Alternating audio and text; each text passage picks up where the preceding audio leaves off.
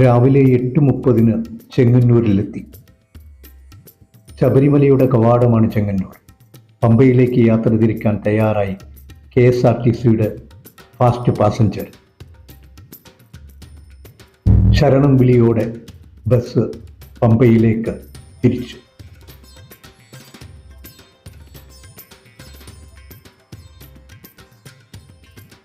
പത്തനംതിട്ടയും കഴിഞ്ഞ് ലാഹയിൽ അല്പം വിശ്രമം.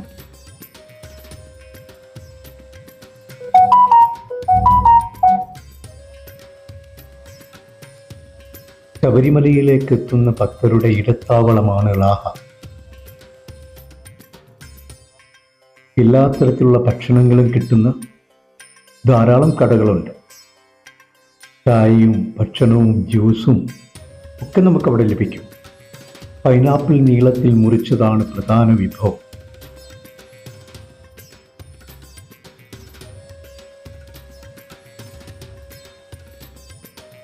പൈനാപ്പിൾ ബക്കറ്റിൽ ഇങ്ങനെ നീളത്തിൽ മുറിച്ചിട്ടിരിക്കുകയാണ്.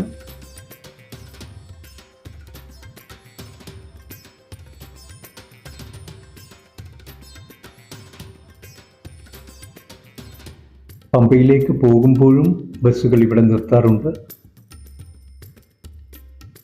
ഭക്തർക്ക് ഇവിടെ നിന്ന് ഒരൽപ്പം വിശ്രമത്തിനും ചായ കുടിക്കാനും ഭക്ഷണം കഴിക്കാനും ഒക്കെയുള്ള അവസരത്തിന് വേണ്ടിയാണ്. തിരികെ വരുമ്പോഴും ലാഹയിൽ ബസ്സുകൾ നിർത്താറുണ്ട്.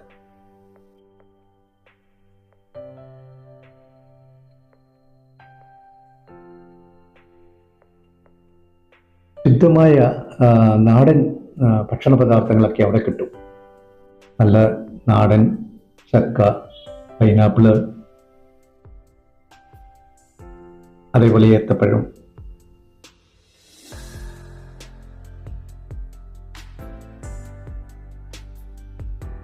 വനത്തിനുള്ളിലൂടെയുള്ള യാത്ര. കേരളത്തിലെ നല്ല പാതകളിലൊന്നാണ്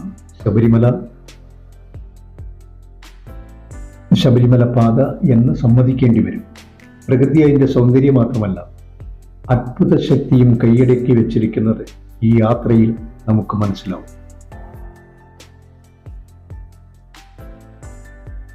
കണ്ണിനും മനസ്സിനും ആനന്ദം പകരുന്നതാണ് ഇവിടുത്തെ കാഴ്ചകൾ.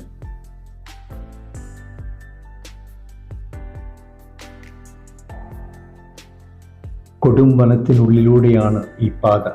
കുത്തനെയുള്ള കയറ്റങ്ങളും ഇറക്കവും, കൊടും വളവുകൾ, എതിർദിശയിൽ നിന്ന് പാഞ്ഞു വരുന്ന വാഹനങ്ങൾ. ഒരൽപ്പം സാഹസികത നിറഞ്ഞ യാത്ര തന്നെയാണ് പമ്പയിലേക്കുള്ളത്.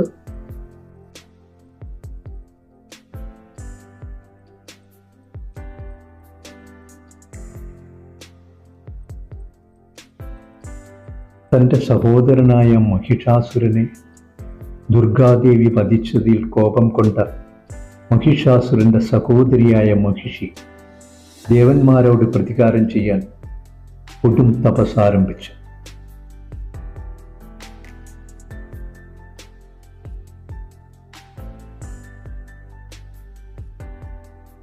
എരുമയുടെ രൂപത്തിലുള്ള മഹിഷിയുടെ മുന്നിൽ ഒടുവിൽ ബ്രഹ്മദേവൻ പ്രത്യക്ഷപ്പെട്ടു.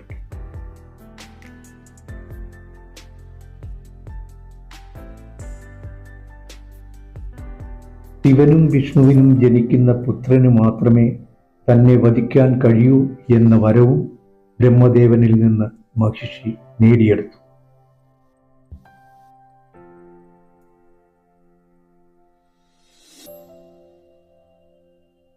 വരബലത്തിൽ അഹങ്കാരിയായി മാറിയ മഹിഷി തൻ്റെ അസുരസേനയുമായി ദേവലോകം ആക്രമിച്ച് ദേവന്മാരെ പരാജയപ്പെടുത്തുകയും ദേവേന്ദ്രന്റെ സിംഹാസനത്തിൽ കടന്നിരിക്കുകയും ചെയ്തു.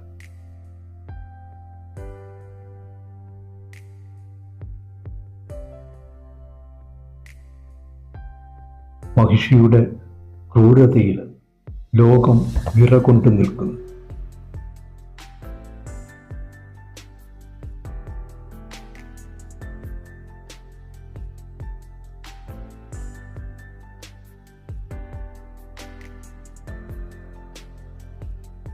പാലാഴിമതന സമയത്ത് താൻ കണ്ട മോഹിനി രൂപം വീണ്ടും കാണാൻ ആഗ്രഹമുണ്ടെന്ന് മഹാദേവൻ മഹാവിഷ്ണുവിനെ അറിയിക്കുന്നു.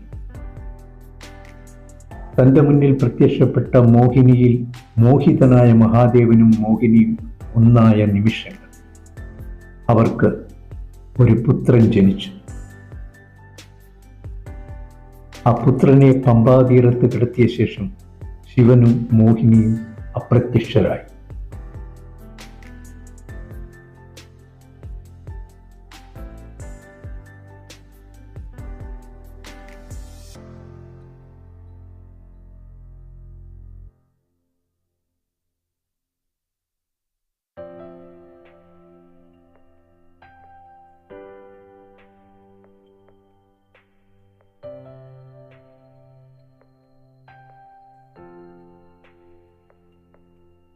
നായാട്ടിനായി പമ്പാതീരത്തെത്തിയ പന്തള രാജാവിന് ആ കുഞ്ഞിനെ ലഭിക്കുന്നു. മക്കളില്ലാതിരുന്ന രാജാവ് തൻ്റെ ഭാഗ്യമായി കരുതി ആ കുഞ്ഞിനെയും കൊണ്ട് പന്തളം കൊട്ടാരത്തിലെത്തുന്നു. അവിടെ എല്ലാവരുടെയും പ്രിയപ്പെട്ടവനായി മണികണ്ഠൻ വളർന്നു.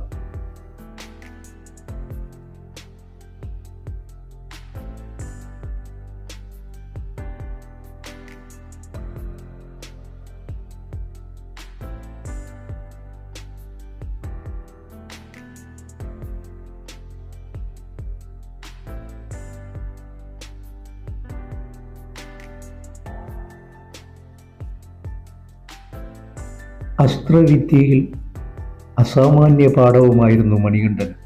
അതുപോലെ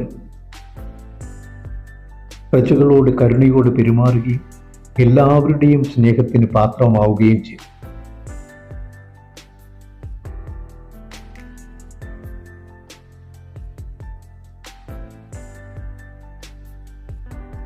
കാലം കടന്നു പോയപ്പോൾ രാജ്ഞി ഗർഭിണിയായി. മണികണ്ഠൻ തൻ്റെ കുഞ്ഞിന് ഭീഷണിയാവുമെന്ന് ഭയന്ന രാജ്ഞി മണികണ്ഠനെ ഒഴിവാക്കാനുള്ള ശ്രമം ആരംഭിച്ചു.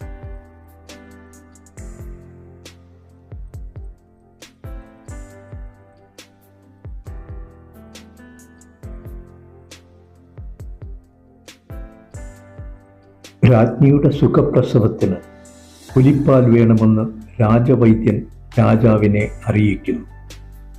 രാജാവ് വിഷമത്തിലായി.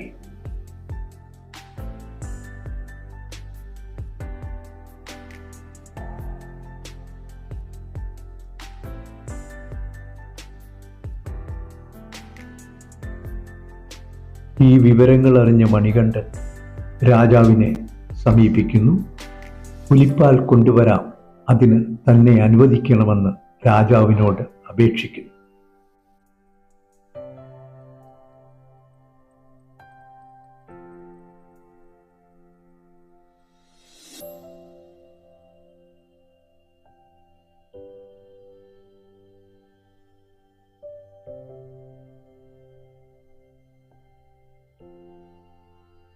പ്രിയപുത്രന്റെ നിർബന്ധത്തിന് വഴങ്ങി മനസ്സില്ലാ മനസ്സോടെ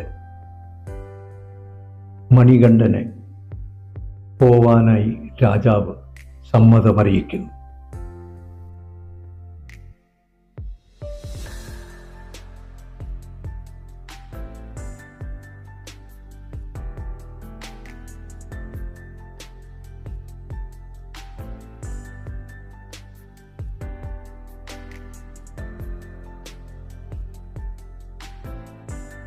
അങ്ങനെ 12-ാം വയസ്സിൽ മണികണ്ഠൻ പുലിപ്പാൽ സംഭരിക്കാൻ വനത്തിനുള്ളിൽ കടന്നു.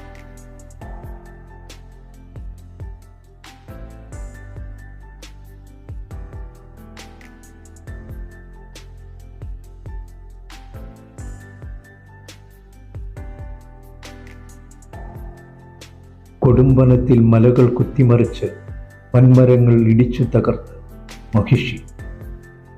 മണികണ്ഠനും മഹിഷിയും തമ്മിൽ ഘോരയുദ്ധം നടന്നു. ഒടുവിൽ മണികണ്ഠൻ മഹിഷിയുടെ കൊമ്പിൽ പിടിച്ച് ചുഴറ്റി അകലേക്കെറിഞ്ഞു. അങ്ങനെ തൻ്റെ വരം പോലെ ഹരിഹരപുത്രനാൽ മഹിഷി കൊല്ലപ്പെട്ടു. വാനിൽ നിന്ന് പുഷ്പവർഷമുണ്ടായി. ദേവകൾ വാനിൽ നിറഞ്ഞു. മഹിഷിയിൽ നിന്ന് ലോകത്തെ രക്ഷിച്ചതിന് ദേവകൾ മണികണ്ഠനെ വാഴ്ത്തി.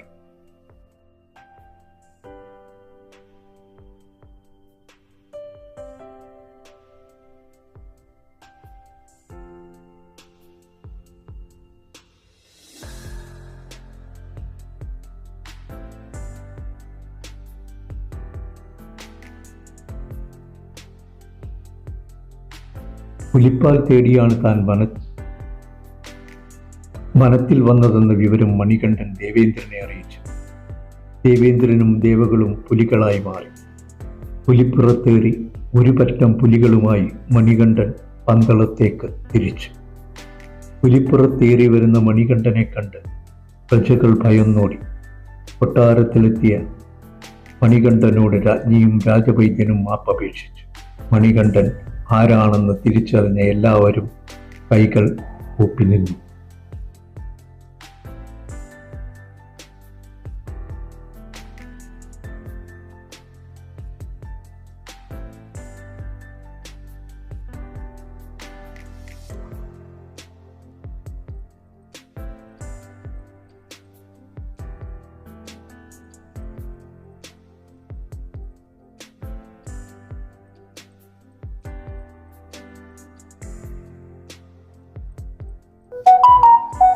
മണികണ്ഠൻ ആരാണെന്ന് മനസ്സിലാക്കിയ രാജാവ് തെറ്റുകൾ ക്ഷമിക്കണമെന്നും പന്തളത്ത് തന്നെ തുടരണമെന്നും മണികണ്ഠനോട് അപേക്ഷിച്ചു. എന്നാൽ താൻ എന്തിനാണോ ജന്മമെടുത്തത് തൻ്റെ കർമ്മം പൂർത്തിയായെന്നും തനിക്ക് മടങ്ങേണ്ടതുണ്ടെന്നും അങ്ങയ്ക്കും ജനങ്ങൾക്കും വർഷത്തിലൊരിക്കൽ വന്ന് തന്നെ കാണണമെങ്കിൽ കാണാനായി അവസരമുണ്ടാക്കാമെന്നും അതിനായി തനിക്ക് താൻ ഈ അസ്ത്രം പതിക്കുന്ന സ്ഥലത്തൊരു ക്ഷേത്രം പണിത് നൽകാനും രാജാവിനോട് പറയുന്നു. അതിനുശേഷം കൊട്ടാരത്തിൻ്റെ മുന്നിൽ നിന്ന് വില്ല് കുലച്ച് ഒരസ്ത്രം അയക്കുന്നു. ആ അസ്ത്രം പതിച്ച സ്ഥലത്താണ് ഇന്ന് ശബരിമല ക്ഷേത്രമുള്ളത്. ആ ശബരിമല ക്ഷേത്രത്തിലേക്കാണ് നമ്മുടെ ഈ യാത്ര.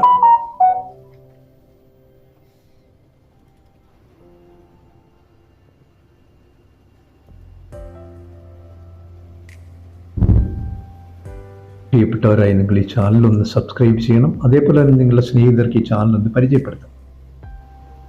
നിങ്ങൾക്ക് ഏവർക്കും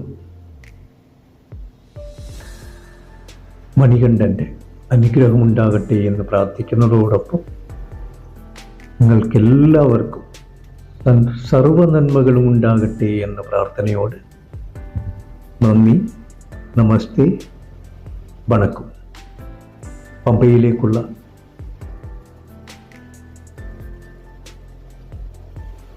വനത്തിനുള്ളിലൂടെയുള്ള വഴിയിലെ കാഴ്ചകളാണ് നമ്മൾ കണ്ടുകൊണ്ടിരിക്കുന്നത്.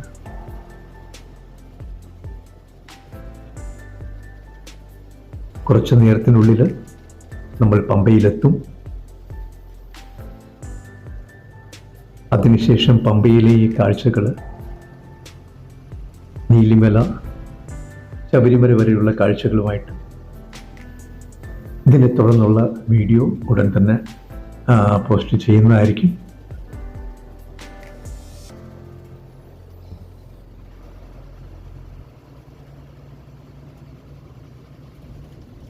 സീസൺ സമയമല്ലാത്തതിനാൽ ഇത് ഓരോ മാസത്തിലും 5 ദിവസം ഇപ്പോൾ ക്ഷേത്രം തുറക്കാറുണ്ട്. അതിനായി തുറന്നതിനാൽ റോഡുകളിൽ അത്ര തിരക്ക് കുറവാണ്. സീസൺ സമയത്ത് ഒന്നിട വിട്ട് വണ്ടികൾ വന്നുകൊണ്ടിരിക്കും. അത്രത്തോളം തിരക്കേറിയ റോഡായിരിക്കും ഇത്.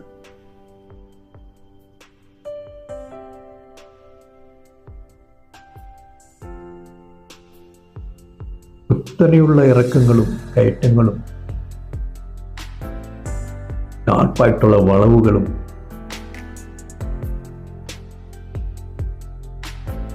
വല്ലാത്തൊരു അനുഭവം നൽകുന്ന യാത്രയാണ്